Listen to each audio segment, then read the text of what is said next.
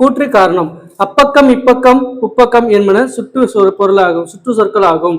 அடுத்த காரணம் பார்த்தீங்கன்னா இடப்பொருள்களை சுட்டுவதற்காக ஆ இ உ வந்துள்ளது. இதுக்கு எது ஆன்சர் பார்த்தீங்கன்னா கூற்று சரி, காரணம் சரி. சரிங்களா? அடுத்து பொருந்தாத இணையை கண்டறிகன்னு கேட்டிருக்காங்க. ஆப்ஷன் ஏல என்ன கொடுத்துருக்காங்க அப்படின்னா ஏ ஏ.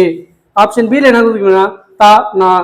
ஆப்ஷன் சில என்ன கொடுத்துருக்காங்க அப்படின்னா ஐ ஆ. ஆப்ஷன் டில என்ன கொடுத்துருக்காங்க அப்படின்னா ரா நா. இதுல எது சரியா பொருந்தாத இணை, எது தவறான ஆன்சர் கேட்டீங்கன்னா இ ஆ தான். ஆப்ஷன் சி தான் ராங். இ ஐ வரணுங்க. அடுத்த கொஸ்டின் பாத்தீங்கன்னா குடிநெடில் சொற்களுக்கு சரியான பொருளை கண்டறிக. கணம் கானம். ஓகேங்களா? அதுக்கு ஆப்ஷன் ஏல என்ன கொடுத்துருக்காங்க அப்படின்னா கூட்டம் பொன்.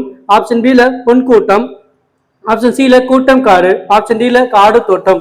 இதுல எது ஆன்சர் பார்த்தீங்கன்னா பொன் கூட்டம். ஓகேங்களா? அடுத்து சரியான விடைக்குரிய தேர்க. அது கூற்று காரணம் தாங்க. தந்த பலகை என்பதன் பொருள் கொடுத்த பலகை என்பதாகும்.